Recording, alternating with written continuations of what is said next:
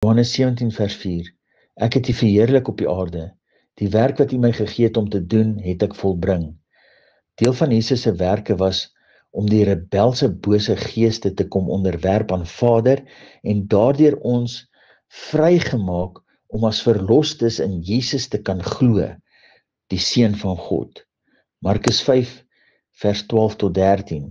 En al die duiwels het hom gesmeek en gesê, stuur ons in die varke, sodat ons in hulle kan vaar.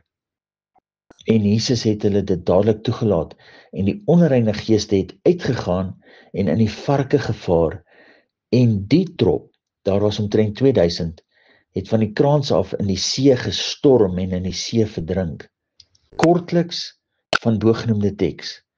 Onreine geeste gaan in varke wat simbolies die onrein geeste assosieer met onreine diere wat onaanvaarbaar was vir die destydse Levitiese offers wat vervul was in Jesus die volmaakte lam wat geoffer is.